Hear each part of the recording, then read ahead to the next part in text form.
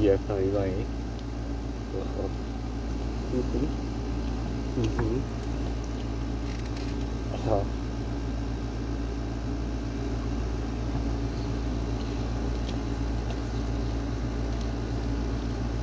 Alright, honey. Bye, bye, bye. Okay. Okay, right.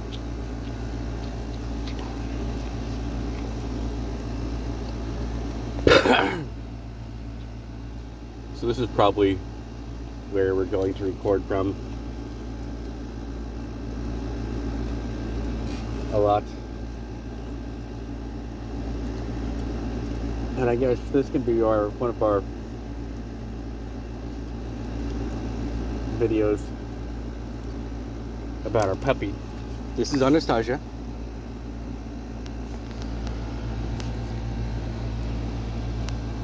She's the best of puppies. And she's a lifesaver. As we may have mentioned,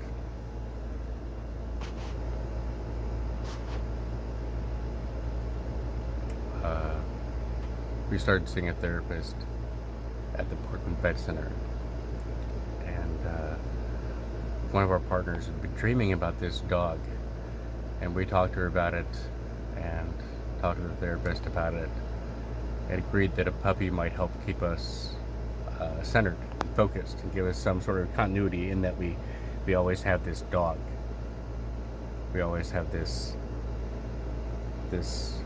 being that unconditionally loves us and focuses on us and can help us to maintain who we are by giving us a continuous presence in our life. And she really does. She's such a smart puppy, and she literally, I am positive she has literally saved my life more than once at this point. We've been together for about 3 years now, and she's a rescue. She's an indeterminate breed, although she looks like a Mastiff breed mix. Her breeders just make large companion dogs. So her dad's about 125, 126 pounds, and her mom's about 130. and she's a rescue. They usually sell their dogs for about $3,000 because they're beautiful puppies and they're so smart. And it doesn't matter if they have a kennel club pedigree on the wall, because they're just such good dogs that I've had people offer me that much money for her when we're out, because I guess they don't understand. But the breeders sold her, and then they heard she was being mistreated, and when they showed up at the house of the people that bought her, she was about 9 months old, and they'd already forced her to have a litter of puppies, because, you know, the kind of people that will do those kinds of things to dogs before they're ready, or just looking at the money aspect. They're like, well, we paid $3,000 for this dog, we could probably get that much for her puppies. And so it just definitely the kind of people that shouldn't have dogs anyway.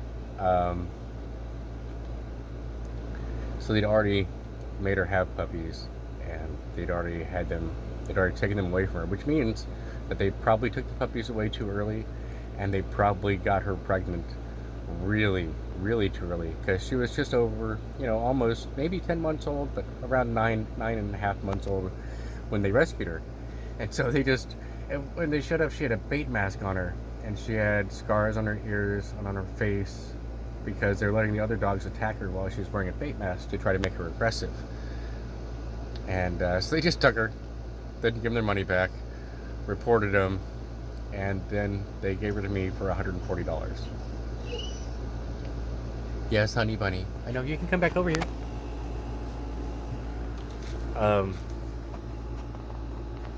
And she's a lifesaver. We'll forget to eat. It'll occur to us that we should eat. Come on. It'll occur to us that we should eat. Come on up. I'll even roll down the window for you. Okay. No? Okay, we might have to shift tactics. She's a very sensitive dog, and she likes to be close to me when we're experiencing technical difficulties. So she's very concerned. We're in a van. It's a camper van that one of my partners used for a number of years for adventures and camping and stuff like that. And they graciously allow us to sleep out here. Sometimes.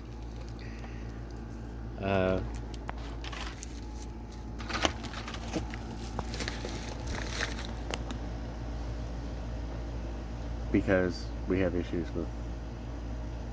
with not being able to be aware of our surroundings. And so she was whining a lot because she couldn't be on me the way we were at first, but now she's next to me, so she's okay. And so every time I feed her, I remember to feed us. And every time I make sure that she has water, I check in with us to make sure that we're drinking something and we're hydrated, because I'll forget about it. I'll just space it for days, literally.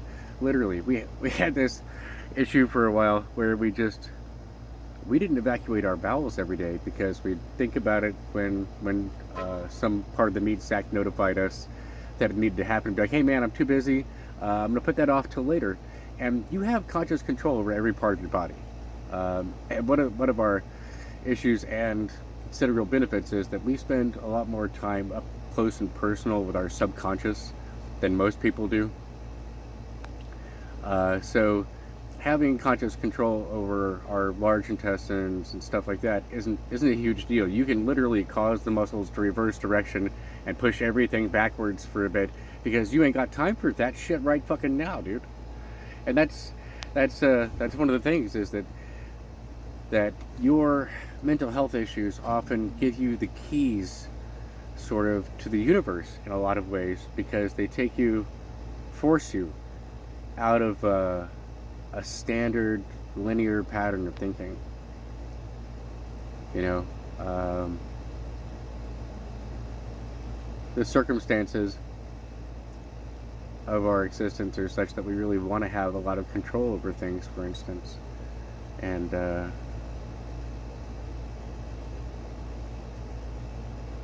that gets out of hand very quickly, because it's very easy to see other people's issues from the outside.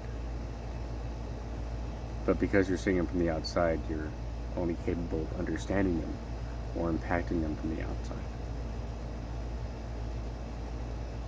So controlling other people is a terrible thing to do, because you can absolutely bonsai anything you want to represent something that meant a lot to you, or that means a lot to you, to symbolize something, but then it's never going to be the plant that it was supposed to be.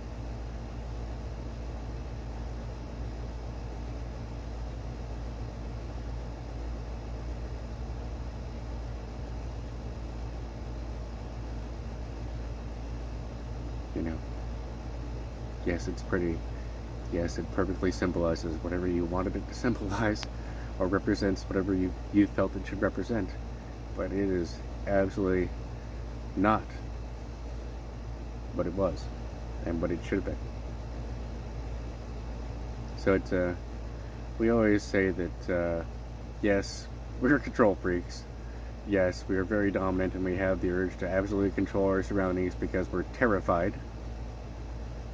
But control starts here. It starts here.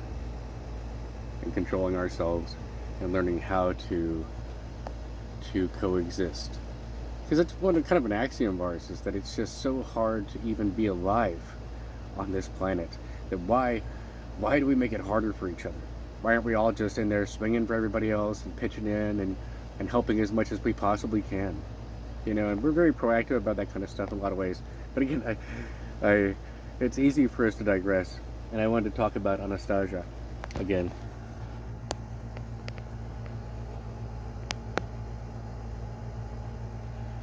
Because even though she is a very bored puppy, she's a lifesaver.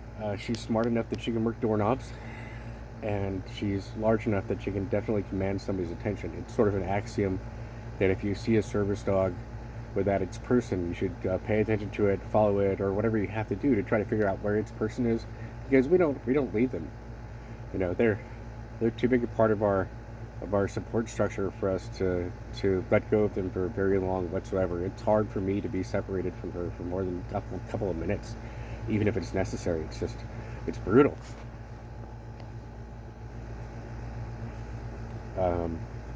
But so if necessary, she can open doors to go find somebody for us, and she's big enough to command somebody's attention, and she knows how to grab people's clothes without hurting them and without grabbing the person.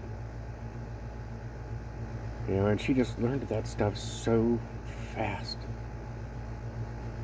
I think it's a breed thing. I think a lot of the dogs that we have bred to be capable of independent decision making are also people pleasers by nature. And so whatever it is they think you want them, whatever you can communicate to them that you would like them to understand and learn, they will.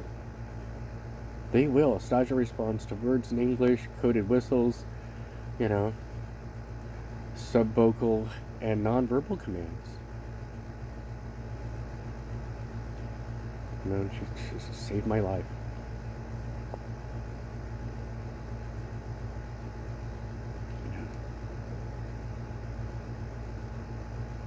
And she really needs me because she has issues from being rescued and abused at a very young age. And so she needs me to give her an even keel. And I need her to keep me here, man. It's one more thing that keeps me safe. You know, it's one more being, one more very serious reason for me to always watch what I'm doing and always stay on top of myself. You know, is that she needs me. And it's an unconditional, incontrovertible thing. Yeah, she can open doors and stuff like that, but left on her own, she'd be in a pound, or somebody who couldn't handle her would have her, and they'd have her put down. You know, because she does scare a lot of people. Like I scare a lot of people. You know, whenever we go out in public, she wears her service muzzle and her stuff, so she's very standoffish, and she won't say hi unless I make it absolutely clear that it's okay for her to say hi to somebody. But we were in a dispensary the other day, and this huge dude walks in, and he has to duck a little to get into the door, but as soon as he sees her, even though she's wearing a muzzle and a harness and her identification, he still freaks out, and both of his hands go up next to his head like this. I've never seen anybody have this panic response before, and I've been around a lot of scared people. and he screamed. He literally screamed, "Oh, that's a big dog! Oh, that's a big dog!" And and it made her scared because he's so big, and she didn't know how to respond to that. So she started getting nervous, and I sat her down, and I calmed her down. And as soon as she started calming down, and was completely ignoring him, he was like, "Oh, she's wearing a muzzle." And I always look at that as being kind of a teachable moment. So um, I ascertained whether or not it was okay and whether or not he wanted to say hi to her and pet her. And because she was wearing a muzzle and her service gear, he was able to overcome his instinctive fear. I mean, that was a panic response. I recognized him. Um, and pet her. And wow, she's so soft and she's such a friendly dog.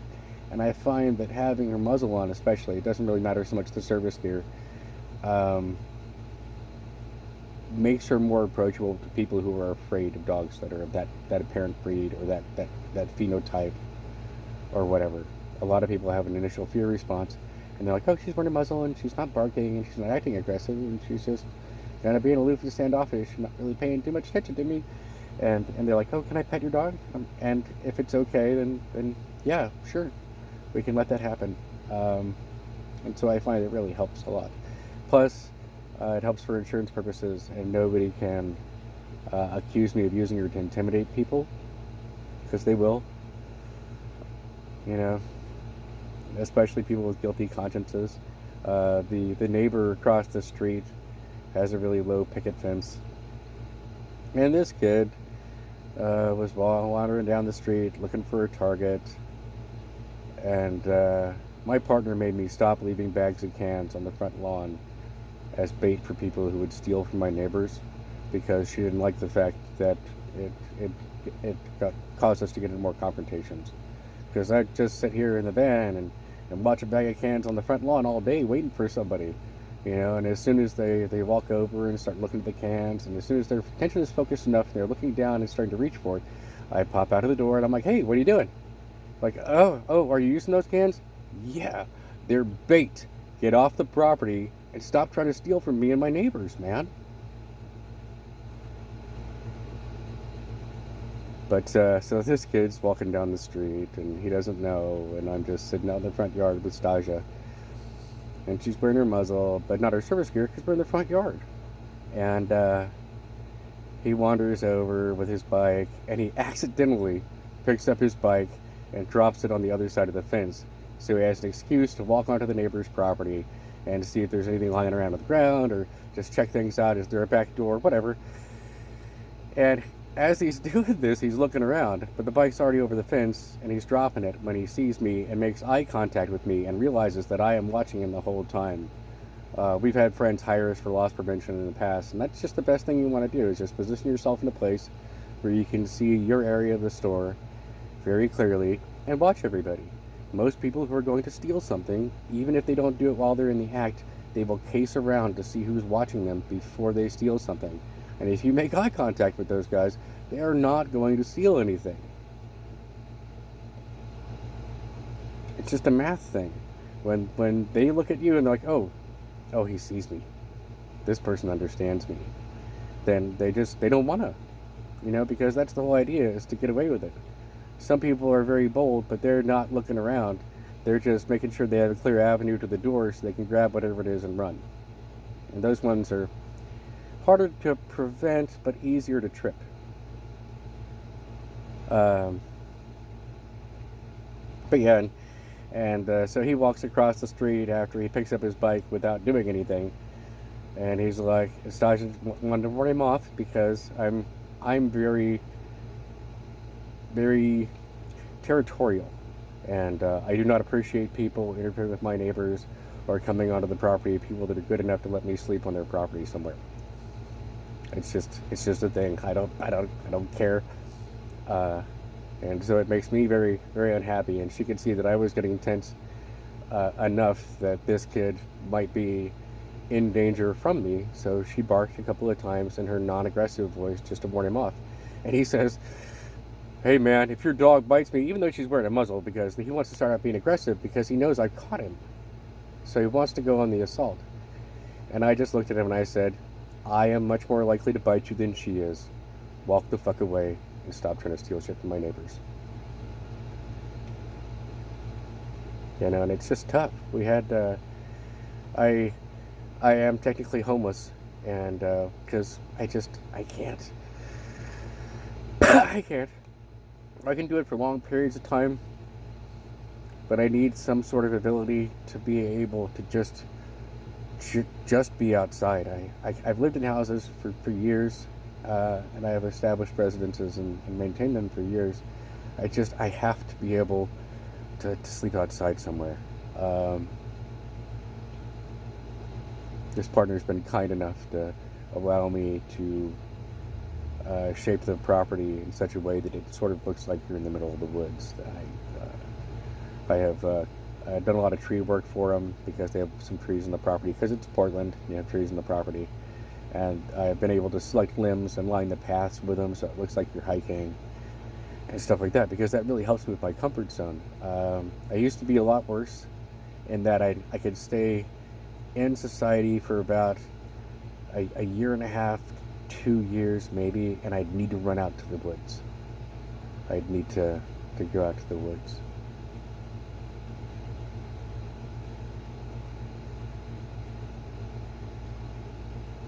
This is stop being about our dog video, so I'll probably just have to lump it in with everything else. Alright, that's fine. Sorry, we have ideas, and we want to have this sort of order on things, but it just never really wants to turn out the way we want it to. Yeah, and so yeah, it usually took me about 3 months of living outside of a house to reset myself to a point where I was capable of going back inside a house and living in there. And it's funny because I didn't realize it was a pattern. It was just something that happened every so often, and whatever reasons I used to blow up my life were just, that's why I'm homeless now, not because I have issues with living inside houses, even though I do, and there's a lot of reasons for that. Being sexually assaulted by an authority figure as a child will make you want to go into a bathroom heavily armed every time you go into a bathroom for the rest of your life.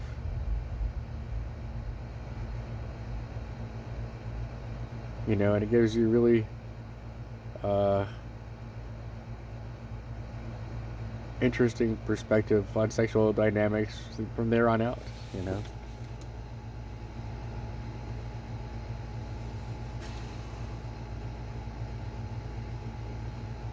And for the longest time, I feel like we weren't actually capable of consent, even though we were sleeping with a lot of people, because we thought that was our primary reason for existence, was to make people happy in bed, and so we just sort of organized ourselves to be positive and gave ourselves a lot of caring and nurturing skills, because that's what we really want. It's not like any of us appreciate, well, I guess the aspects of us that are that way very much appreciate being super terrible, horrible people.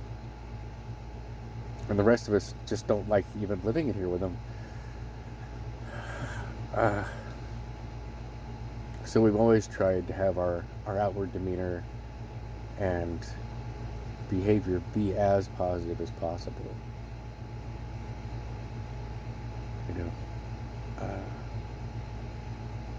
One of the side effects is that a lot of us are really good at criminal enterprises. And when we had a lot less control over what we were able to convince ourselves was a good idea, we had a great career, really. I mean, I think our whole lives.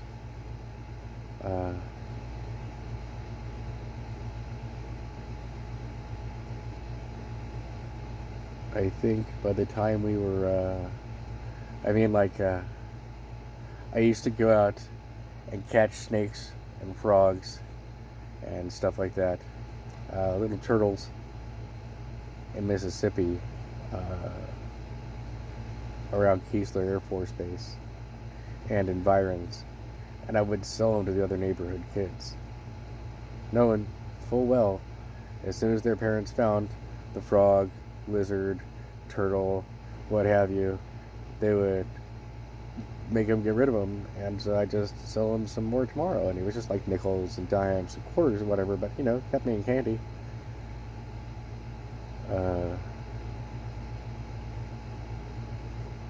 But we moved around a lot because I was a military kid,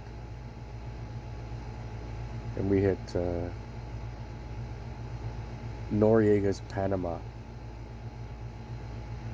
and I really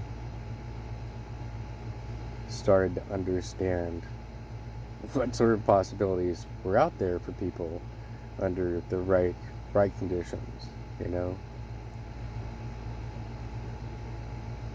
That guy pretty much just used the country to funnel drugs and money, and was really sort of shockingly upfront about it to the populace and to the people. Like, if you lived there, and a lot of my friends wouldn't go off base or anything like that, but I couldn't stay, and there's jungles there. Who doesn't want to go camping for 48 hours in a jungle and just live off the land? I mean, it's easy. It's easy. As long as you can keep anything from eating you or killing you, you are going to survive in a jungle. It's just super easy. We did have the advantage that when we were in Panama, we got to take an abbreviated version of the Army's jungle survival course, which was a lot of fun. And really helped us out a lot with a lot of the coming to terms with a lot of the mindsets we already had. When we were growing up, I'd come home from school and I wouldn't want to be in the house, so I would go outside. And a lot of us have clothing taboos. Like, we hate them, and they are anathema, and we feel like humanity is designed to live outside naked. And so I would find some place to be hidden from public view and take all my clothes off and run around in the woods.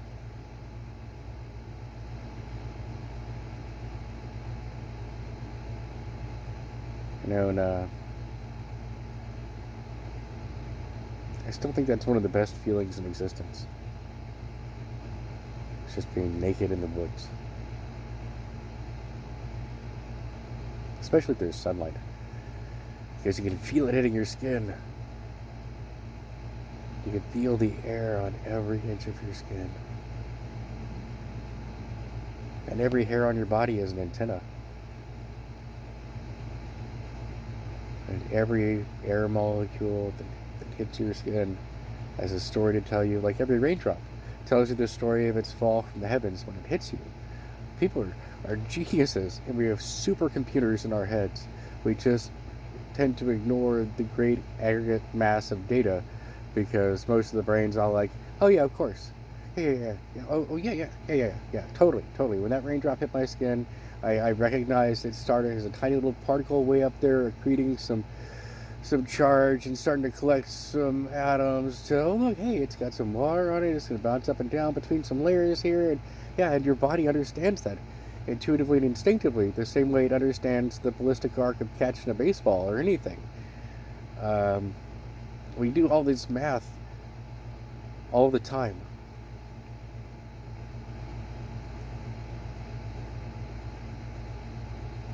Just, yeah. People are all super geniuses, no matter what they look like on the outside. We spent some time working for a company in Oklahoma that took care of developmentally disabled and people with personality disorders, which I think is a pretty good space for us, because the other staff doesn't perceive us as being the same as the clients, but we are.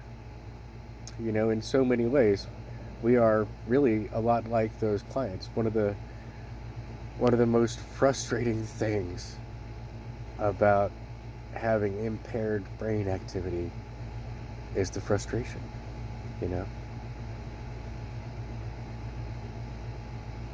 is that this sort of thing is easy for everyone else. It's so easy, they take it for granted that they can just do these things, whatever it is, drive a car, go shopping by themselves, whatever.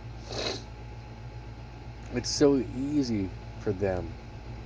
And sometimes it's so hard that we can't make ourselves do it. The only way we've ever been able to manage this is to put ourselves in situations where we feel obligated to work for somebody because of the trust they've extended us in offering us a job. And that's how we've gotten our jobs over the years. When we lived in Panama, we had a job bagging groceries at the base exchange because they had a deal with the Panameños that they would be able to hire locals to bag groceries and work for tips and stuff.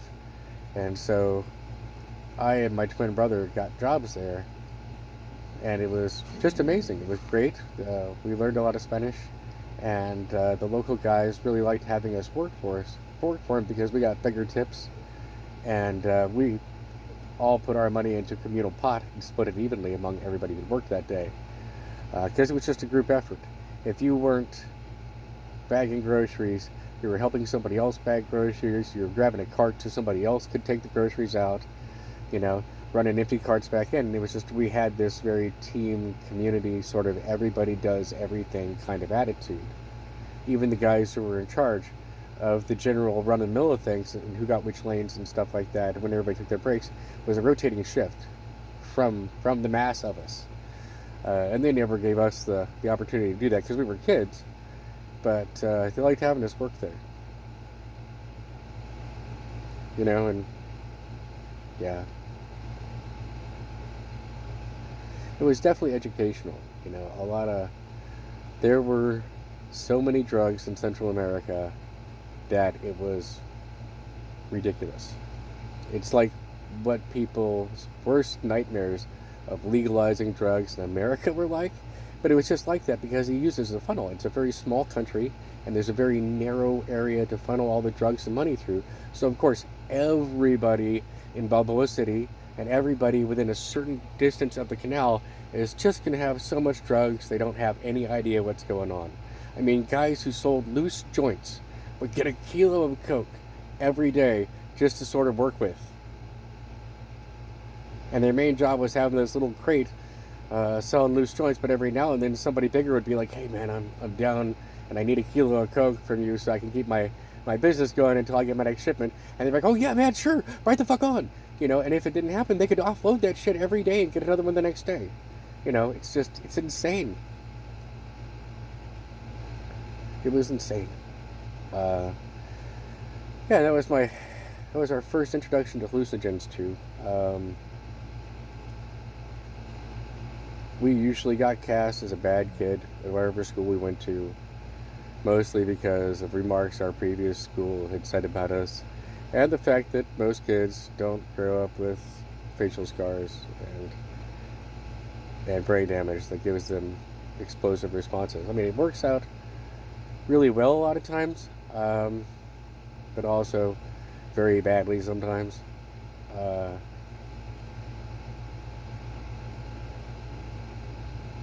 I think I might have already told this story, but when we were in Panama, I think we were 13, junior high school.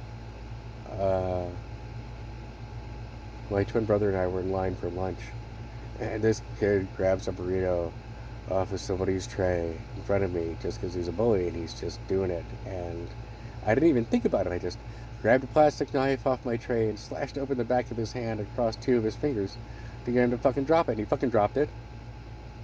He doesn't fucking want anything, so he goes the fuck away, and people are upset, and I'm just trying to have my lunch here, man. And they called me to the principal's office, and they were going to expel me. And my dad came in, and he left work, and he was I think he was wearing his dress uniform, because I think I remember his cap, and he was in the Air Force, so it's like this, once you get to Master Sergeant, it's a different sort of cap. But anyway, and The principal wanted me expelled because I cut another student. You know, I I couldn't say anything about it. My dad looked at me and said, I will accept a suspension for this to help him learn a lesson, and we can talk about it at home. But you can't expel him unless you're going to expel the other kid. Because the problem here isn't that my son is defending other kids. The problem here is the way that he did it, and the fact that you have bullies in your school.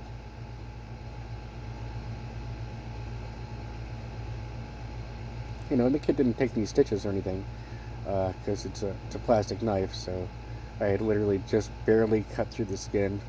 There was a little pink, but he wasn't like dripping blood on the floor or anything. So I don't even think he needed stitches. And hopefully it'll help him not bully people in the future. We're having a couple of scars in the back of his knuckles. But I just, that's kind of what my dad did for me our whole life together, was he always went to bat for me. And he always proved us that we were worth going to bat for. Sorry, he's still around. Just a lot of us appreciate how enormous that is. And you've literally got a kid that is cutting other kids, that scares his teachers, that beat up another kid when he was 4, and the yard monitor couldn't pull him off of him.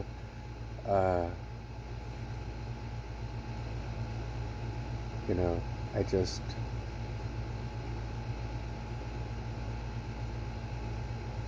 It's just so amazing that he demonstrated that capacity for love and understanding.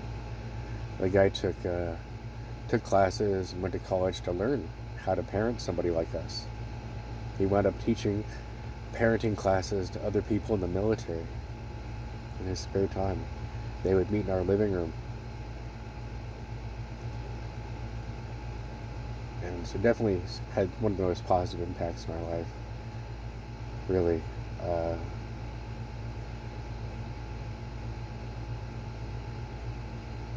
Yeah. And he's still around. I don't know if I said that. Because that might sound like a memorial thing. But yeah, we talk. I try to talk to him at least once a week. Because he really helps keep us grounded. And one of the things that my therapist at the vet center said was that he really deserved to understand who we really are. Because of a necessity. If you're not going to be honest with anybody else about it, you're not going to be honest with your dad about it, of course. I think I got arrested once when we were still living together. I had moved out pretty early. And I didn't call him, and I was just trying to figure out ways to keep him from finding out. Because if you have any interactions with military police and military base, your dad's going to find out. But if you interact with the civilian police, they're not going to go out of their way to contact people to help you.